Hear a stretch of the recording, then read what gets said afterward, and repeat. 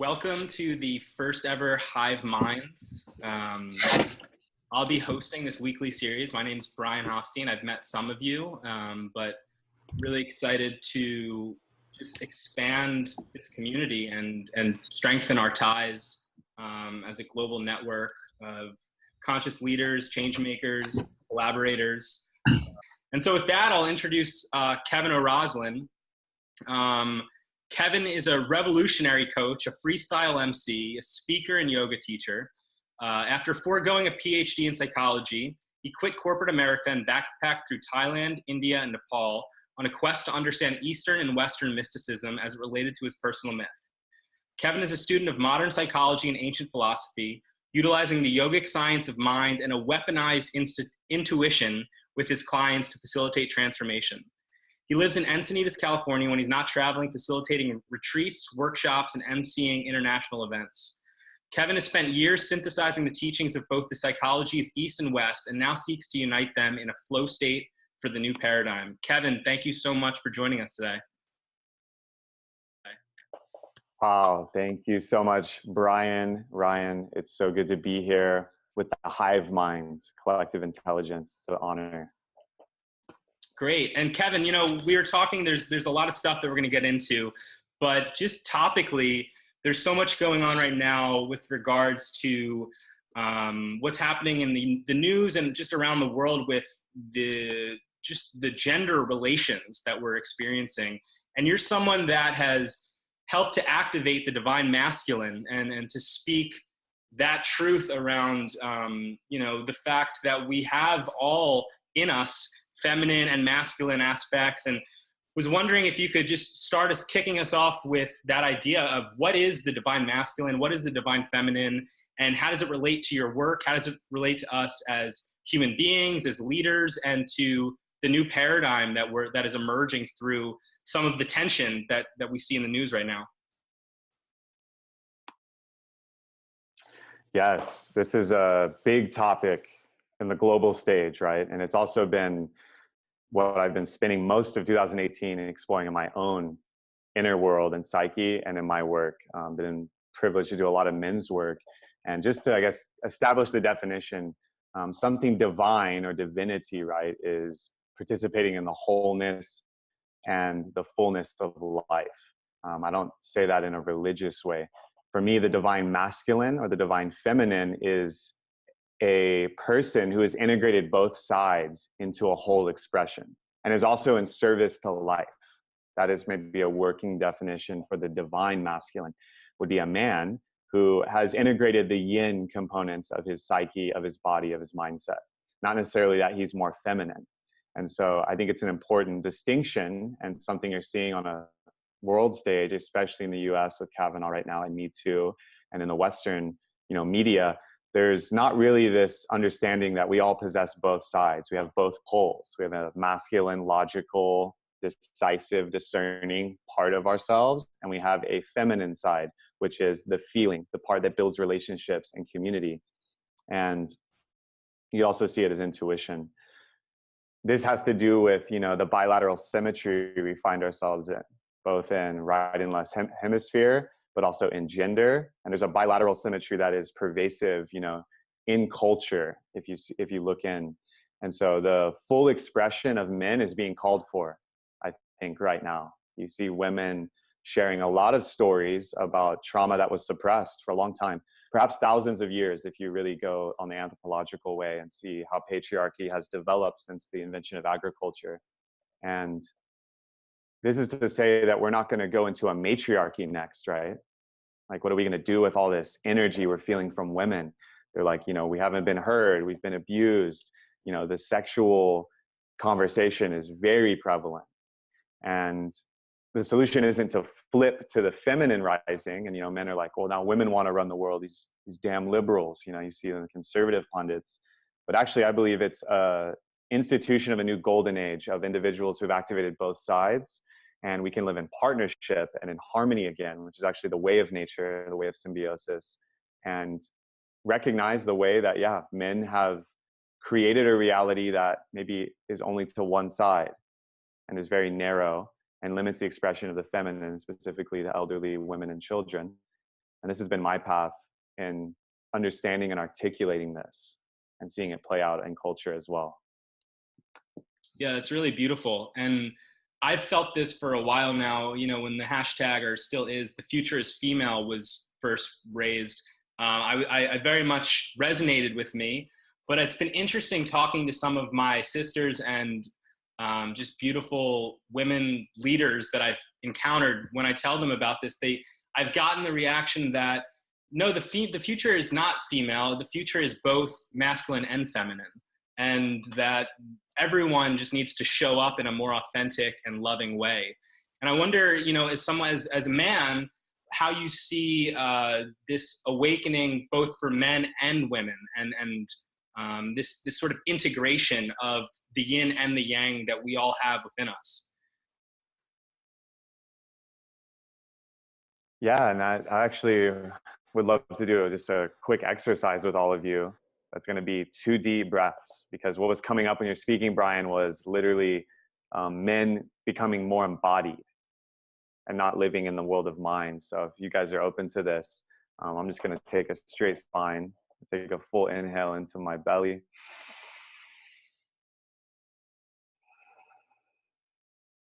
Letting that fully go.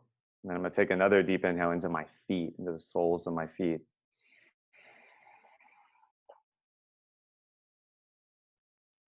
Letting that go.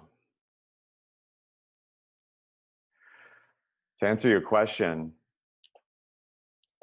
there's a way in which the dominator culture, for lack of a better phrase, that has been pervasive in business, in politics, and in polity itself, favors white men in positions of power that have actually suppressed or cut off an empathic or emotional side of themselves to become hyper productive, hyper technologically savvy, hyper expressive of what we see as the alpha male, right?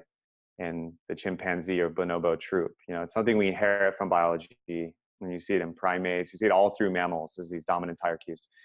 And the balance now is, can men become open and vulnerable?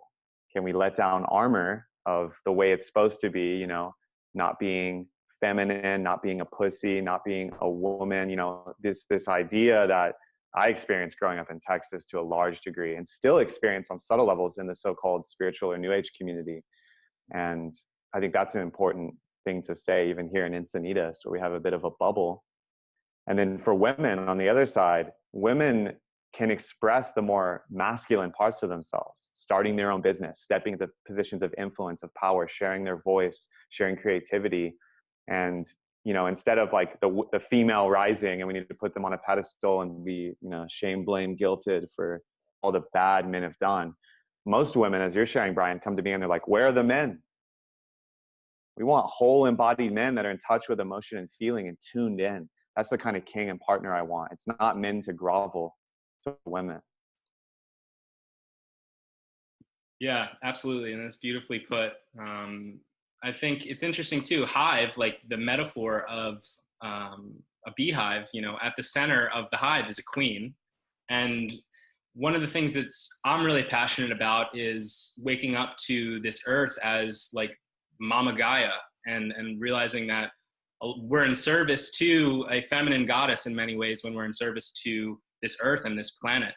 And I think that's a really important aspect that has many layers of meaning in our sort of work as men, as women, and how we're showing up in the world. So let's dive in a little bit to the hero's journey, because this is another myth that has been around for ages. I mean, Joseph Campbell popularized it with the hero of 1,000 faces, and we can sort of understand these myths in many different ways. But the hero's journey is something that shows up all over the place. And as leaders, we're all very much in our own hero's journey. Perhaps there's also a collective hero's journey that we're all a part of as well. But can you just introduce that concept for people that might not be super familiar with it? Yeah, this is one of my favorite, you know, models of reality, or whatever you want to call it, a narrative tool that you can actually use to empower your view of the life cycle, because that's really what it is. Ancients in myth, in story, in drama actually coded in what they saw as the pattern of unfoldment or the pattern of evolution. And it shows up across time, across culture, and across men and women's individual lives. And it basically has a simple structure like this. It's 3 acts. The first act is the hero or heroine in the ordinary world, day-to-day, normal life, and some event will rupture their plane or pattern interrupt them. And this is known as the call to adventure. And for many of us, this is through pain and spiritual awakening, or a crisis in our life. It could be a death, it could be a birth, it could be leaving a place physically, leaving a relationship. After the call, we go into act 2 of the hero's journey, which is the adventure and the confrontation with the dragon or the belly of the beast, which is the great adversary or quest that you're on, right? It's kind of the peak moment of the darkest point and the battle between good and evil, between order and chaos. There's a lot of ways to map it. Then we go to act 3, completing the story arc of the return. So after the hero has achieved the elixir, which is the golden chalice, the summation of insights and experiences that the adventure actually called them into, they then return to the ordinary world, return to the tribe with this boon. And Joseph Campbell pointed out that the whole point of the elixir and the hero's journey, the insights and experiences you gain from going on a quest, a vision, a physical, a business quest, is the elixir is meant to renew culture. It's meant to come back to the marketplace from the mountaintop and actually renew the culture with new life, new memes, new rituals, practices, understandings of reality. So the hero's journey is a very powerful archetypal map. And I really believe that the more we can take authorship in our life, the more we gain authority. And the way you do this is by actually viewing your life in a topological structure of narrative. So when you do this, you actually are encountering reality in a way that is empowering and invigorating to you because you are the main character. And this is a famous, Joe Rogan quote from his podcast. If you're not the main character of your story right now in life, you need to do some heavy rewriting. I believe actually he was quoting Terence McKenna, but the degree to which you can see life as a narrative and also understand at what point in the hero's journey are you, because there's very reliable indicators of which point you're at in the journey. And so when we do this, we actually can empower our life, our business, our relationships with that energy of myth. Right. That's a really important point about knowing where we are in the journey and being able to calibrate and sort of understand the process through that light. You work with a lot of, I've actually met a really great entrepreneur that you work with, Daniel Sullivan, who talked about, just different ways in which he's been applying these insights into his work. Are there any, you have this idea of weaponized intuition. What is that? What do you mean by that? And how does that relate to understanding the process and sort of imbuing our work, our actions with some sort of insight, some sort of narrative, a framework to help us succeed? Yeah. And shout out to Daniel. Big love to him. Daniel's been a dear brother and we've worked together on transforming his path. And I love that phrase, weaponized, although, most weapons out there are not in service to life. But for me, a weapon is just a tool. So it can be used to plow a field or, strike down life. And so I really want to use it on the tool side. And this is borrowed from the inspiration master coach, Jesse Elder. Some of you might be familiar with. That's where I got this idea. So intuition in the New Age community, right? Like, let me tune in and trust my intuition. What's happening? Let me just see. Like, it can be very passive and actually quite soft. And so if we see intuition as just our instinctual intelligence, I see it as the unconscious genius because it can't be explained rationally, right? Like intuitive knowledge will come in and it'll be right, verifiably, but you can't piece rationally how you got there. And so to weaponize your intuition is actually to act upon it decisively and to trust it in a very powerful way. And that's when it becomes weaponized because it can instantly impact reality and create momentum, create that spark of creativity, of collaboration. And this is in person, this is in content, in art, this is in your speech, it's also in your personal relationships. The degree to which I've trusted my intuition and immediately taken radical action on it, it becomes a weapon or tool in my belt to navigate my journey, right? And one thing I'll say about finding out where you are in your journey, this is very important because it'll actually govern and inform how you should relate and react to life circumstances, and hopefully respond.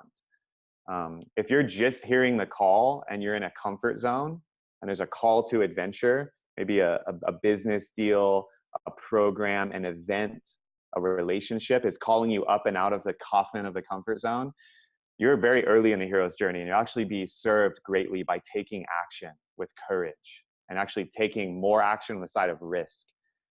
If you are, however, are in overwhelm, if you're in that period of seeking out mentors, magical allies, people in your tribe to support you because you're facing adversity right now, maybe the dragon in your life is a business, maybe it is a creative opportunity, maybe it's a woman or a man that you're in relationship to. If that's the case, then it's really time to double down and move towards the adversity, because you can't avoid the dragon. Once you're in the journey, you can't bail out, and actually life will make that abundantly clear if you try, as many of us have. I've definitely tried to avoid slaying the dragon, metaphorically, right? And on the other side, as Brian and I recently experienced in New Mexico at Collective Legacy, I see a lot of these events and transformational masterminds as hero's journeys. And one of the most difficult parts to land and get that 10 out of 10 from the judges, right, is the return. And so if you've just had an incredible experience, if you've just gone through something very transformational, whether it's in health, wealth, or your physical body, it's on you now as that archetypal character to return to your tribe and share the knowledge. Jordan Peterson is one of the greatest thinkers right now that's really in the mainstream on this. And he has a lot of wisdom. It's like, leave the tribe with courage, arm yourself, slay the dragon, and bring the gold back to the people. That's actually the way nature intends it. And to flip this into the hive metaphor, if you've been far away from the hive gathering honey and pollen, it's time to return to the queen and share the nectar so the community can benefit. Yeah, totally. Peterson is really, he's got a lot of great insight on this subject. He has a quote that I love, which is like, theories are like tools. And the more sort of theories we can bring into our toolkit, the more weapons we have that we can intuitively apply to the work in front of us. And you're someone that has been at the forefront of integrating Eastern and Western philosophies, also mysticism as well, and bringing back some ancient knowledge. Are there any specific threads of that type of wisdom that you found to be helpful in sort of the day-to-day actions and sort of challenges that you face? Yeah, what's beautiful about globalization and the internet, one of the main things it's doing is actually harmonizing East and West. That we're linked in the ancient world through trade routes, but now we have the ultimate trade route, which is YouTube, Google, Facebook, Instagram. Because memes, traditions, and what's really powerful, and a perspective I've been researching recently, is how all wisdom traditions and actually secret knowledge or lineages that were kept for thousands and thousands of years because of very real oppression and for many other reasons it couldn't be transmitted. Now the Pandora's box is open. So we have yoga, we have breath work in the mainstream, we have tantra, sacred sexuality, we have plant medicine, entheogens, and sacred ceremony, all available to the world. And what's really beautiful is that the West's superpower is analysis and discernment, and the science and technological quest has been about this. But now we can unite it. And I think some of the edge zones that you can look into in culture right now is artificial intelligence, quantum theory, and also what's happening with understanding the physical body and how the body actually heals and how it's related to emotion, it's related to fasting, it's related to, really putting the most healthy intentions and thoughts into our body and not just the diet of physical food. Those are some of the areas you see where East and West have been meeting. And just off the top of my heart right now, things that I've really implemented with a lot of success in my life to be in reality and harmonize this bridge between the Eastern traditions and the Western knowledge and science is the creation of ritual. So all ancients understood that ritual, routine, and sacred space, which is just, you can create it in your home.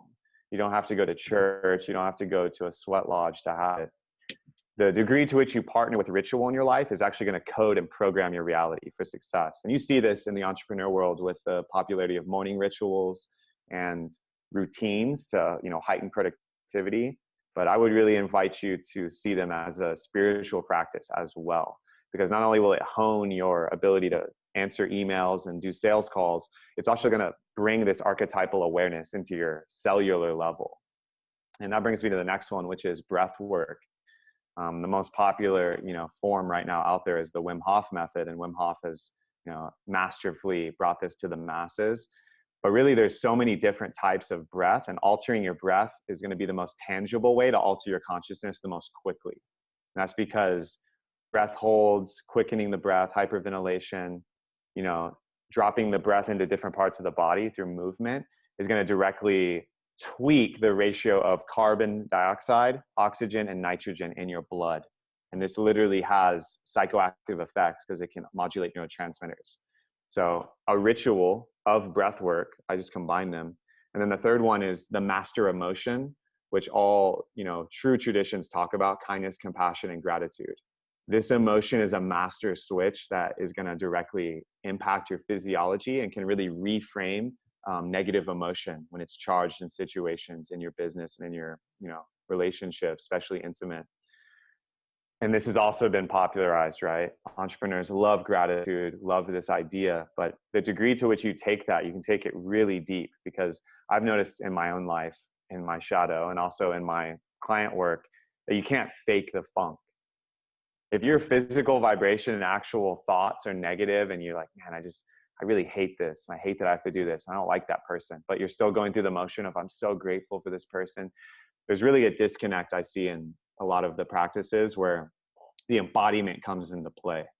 So to synthesize all this, creation of a ritual using breath to open that pathway and physically modulate your consciousness, and then stepping into a practice of gratitude and even being grateful for things you don't have yet, is, I think those are the most ground floor ways to bridge the East and West that we're seeing right now. Beautiful. Yeah, that's a really powerful framework.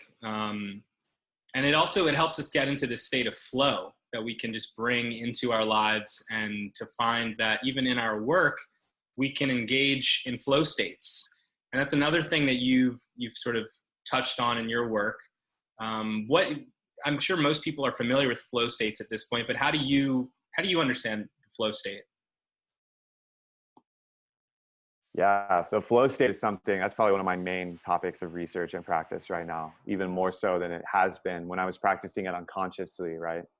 And this is the idea of, you know, unconscious competence versus conscious competence. The basic idea of a flow state, and to preface this, the work of Stephen Kotler and Jamie Wheal, The Rise of Superman, you know, their work in flow states is so powerful. Their most recent book, Stealing Fire, really is a masterpiece on this.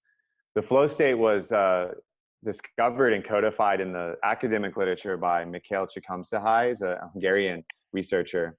And he found that states of creative ease, deep work, familiar with deep work, very powerful, purposeful work, and creative and scientific insights and breakthroughs happened in a state where hypofrontality actually is occurring. And so this is when the prefrontal lobe is starting to turn offline, the executive function, and more ancient parts of the brain and the limbic system are coming online and giving you that kind of Jason Bourne sixth sense. There's a lot of ways into a flow state. You see this in professional athletes. I think the top flow artist out there might be LeBron James. When he's in the zone and dialed in and driving on the basket, the guy's a legend, and he's living the flow state. He's embodying it. You see this in, you know, high performance and dangerous sports. The guy that's got to land the jump that will be fatal, his body has to be in a flow state, actually, because you can't make all the calculations consciously. Our favorite artists and musicians are channeling powerful flow states. That's one of my favorite, is through spoken word, voice activation, song, and hip hop. A very powerful brain change occurs. You can also achieve this, though, writing. You can achieve a flow state reading. You can achieve a flow state in a conversation where you're no longer thinking about what you're going to say. You're in full trust to the energy that's moving through your body and the insights that are hitting your brain and coming from your heart. You know, there's a way in which getting into a flow state is actually the most important thing you can do for your productivity, for your well-being, and for your creative impact on the world. Because if you're acting outside of a flow state, you're pushing the river.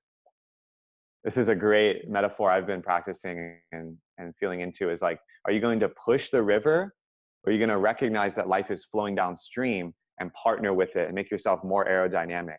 And I would say that aerodynamic vessel is finding out your personal flow state and making it a priority. So when you're with clients, when you're with people, when you're with loved ones, when you're creating something, you're actually creating from a flow state, not creating to get into one. That's awesome. Yeah. I've experienced such flow states, and it really feels like the work just happens naturally. It's a byproduct of dropping into that space.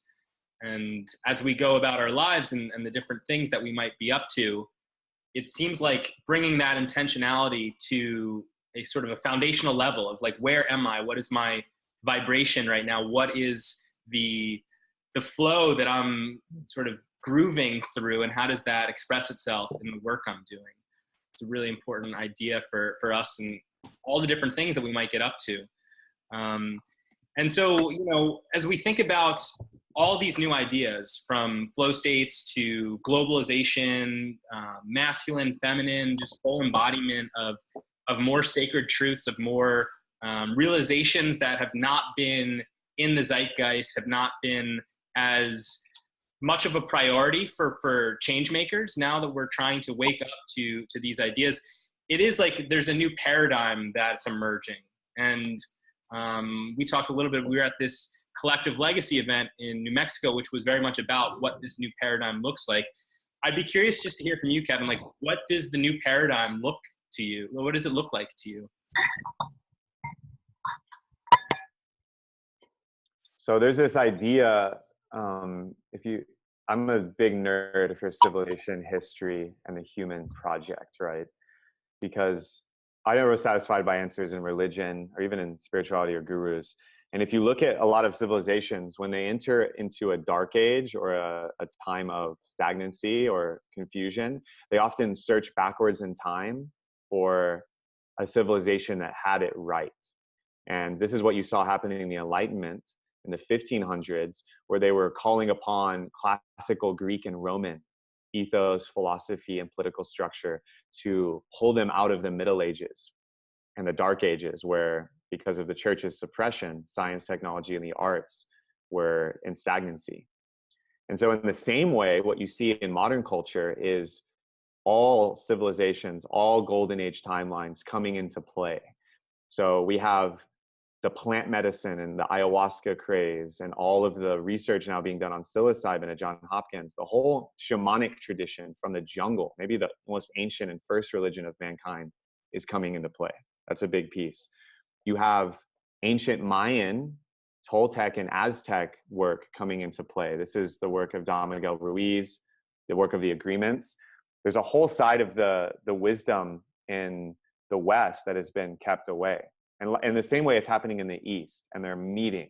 Yoga is a multi-billion-dollar industry worldwide. The Vedic teachings are in play as well. So all these points in human history, basically, because of globalization, are now allowed to come into the marketplace of ideas.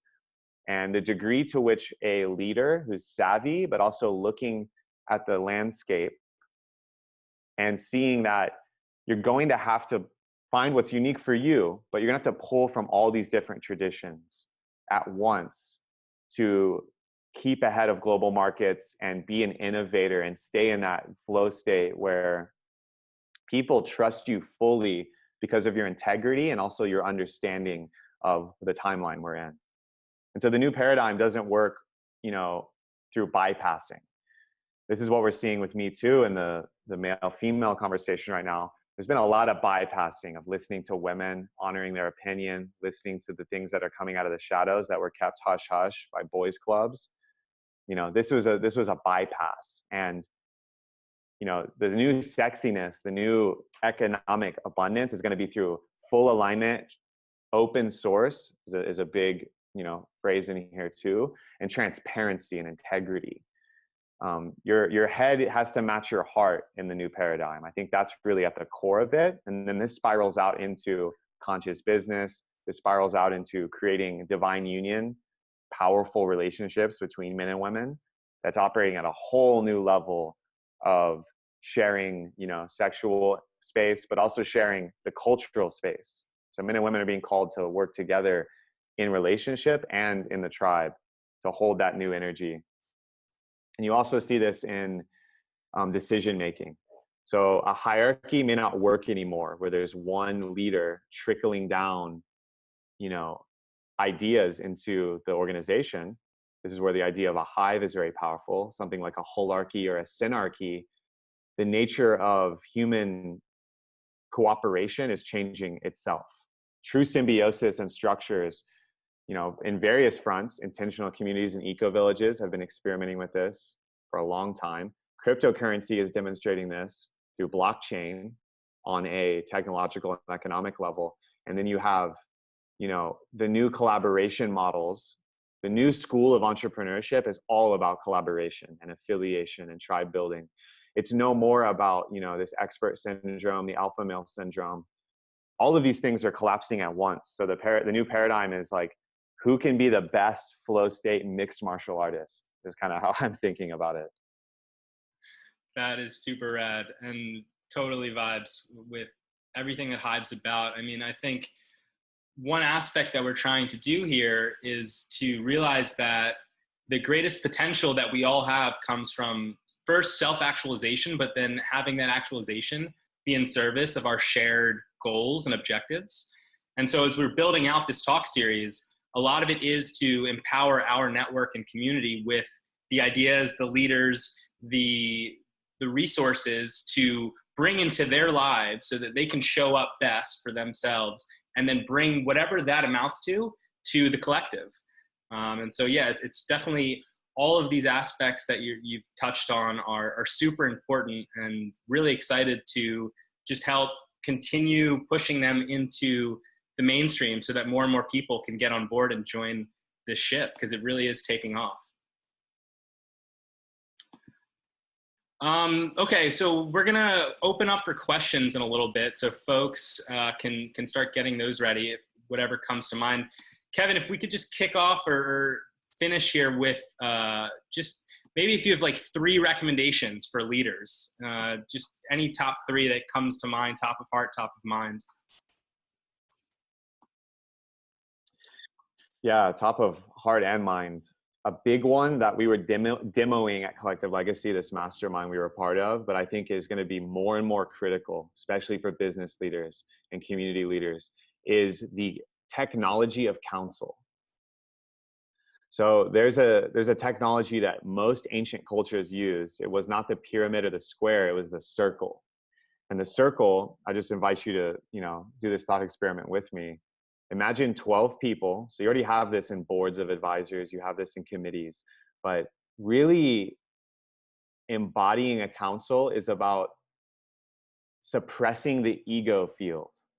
And what I mean by that is, in a council of 12 who's doing personal work, they're doing transformation, they're committed to service for all life, they're all in for all life, and they're in alignment with themselves. So that means their thought, words, and deeds, their diet, relationships, their relationship to money is what we would call healthy. You get 12 of these people together with a common goal, and then can turn off that part of us that wants to be externally validated and seen, and instead turn on intuition and only speak into the council space when it's absolutely necessary, and come to a powerful consensus for the collective through a council of 12. 12 tends to be a magic number for many reasons. What you'll find is that the decisions made in a structure like that have massive ROI. And I mean return on investment and ripple of impact, because the collective that is going to enact and organize and implement the decisions made in that council is going to have more momentum. It's going to have more transparency and integrity, because people subconsciously or consciously are going to trust that structure more than a single leader, even though you may still need a single leader as the headpiece to organize it around. And so that's one. That's a technology that I see being implemented at the highest levels of business and also at the lowest levels of community to great effect.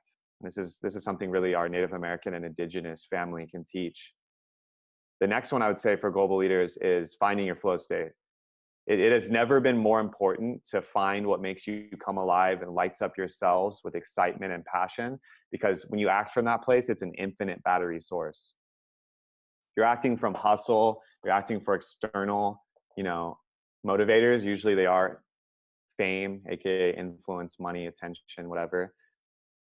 Well, I guess money is its own category. There's the fame pathway in the reptile brain, and then there's like the money pathway.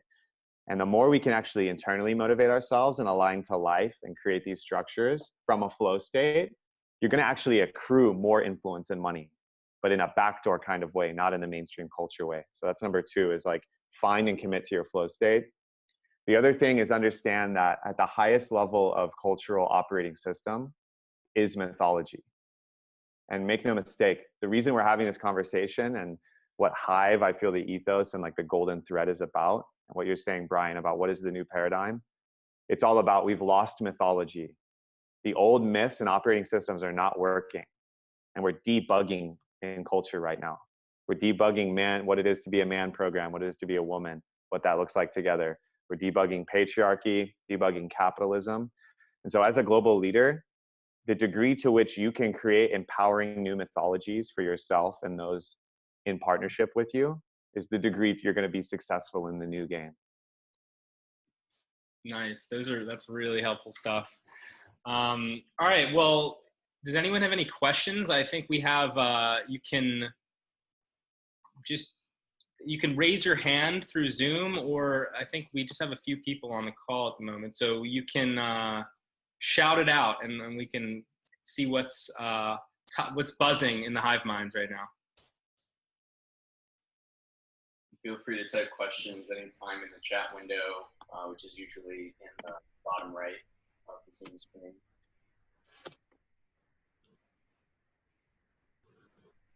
So Kevin, I'm going to start. I got a question for you. So in this world of the enlightened or awakened masculine, the more conscious masculine, I have 2 questions. One is, how can we integrate and welcome the feminine sides of ourselves? So that's part A. And then part B is, as we become more integrated in ourselves as men, how can we show up better to support, protect, and care for the women in our lives?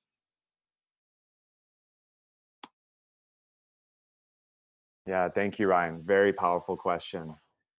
What's just coming up for me immediately is we have a culture of soldiers, and men have sustained a lot of wounds from the generational scars of war.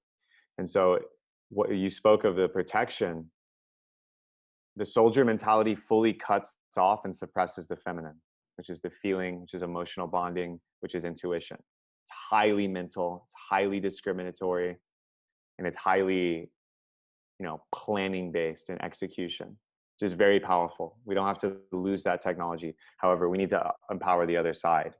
And so a lot of my work is helping men diffuse the soldier and the negative warrior archetype within themselves and the women in their lives, how they relate to them, and upgrading that to the guardian or the protector archetype. Because in biology, men have a stronger physical body. It's undeniable. And men also have very real pathways that are designed into us with very powerful benefits. And one of those is protecting women and helping them feel safe and helping them feel seen and heard. And being that hunter, not being a soldier, not being a locust, but the honeybee, right? The honeybee can still sting, and yet they protect the hive and the queen and the larva, the children. The hive metaphor is just good for days. And as for the first part of the question, how to integrate more sides of that softer, that yin side, for me, it was literally breaking down my physical body and opening all the places that were rigid and stiff. It's something men a lot carry in our bodies, even in the way we compete in sports or we partner with fitness. There's a lot of stiffness. This is where bioenergetics, where yoga, breathwork, and meditation can physically open the body. Because I found in my direct experience, the issues are in the tissues. And so starting with your body and your diet and the way you treat yourself, self-care is actually inherently feminine. It's a very nurturing type of energy.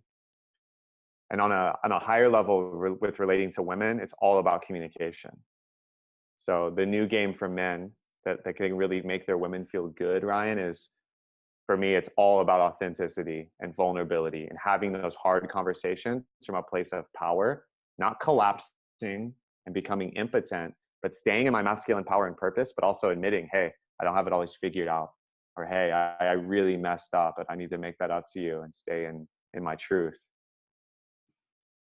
Awesome. Ben Koch, please take the mic.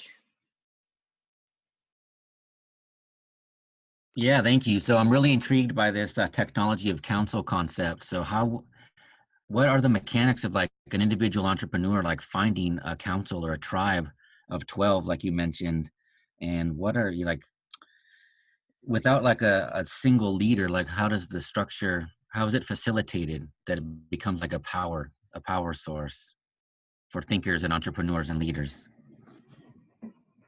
Yeah, Ben, epic question. And I'm very fascinated by this myself. The number 12 is like a magic number, right? 12 tribes, 12 apostles, 12 followers of Buddha. You see it all over culture. It's kind of a meme. And this is my understanding of it. And it borderlines woo on calling in, higher intelligence, and also borderlines on science with getting into a flow state and trusting and weaponizing the intuition. So the way I would do it to answer your question about being an individual entrepreneur, this is the importance of having your mastermind or your counsel or your master heart. They are attractor portals into your next level in business and personal development. Because if you're not surrounding yourself by people at or above your level that you're in harmony with,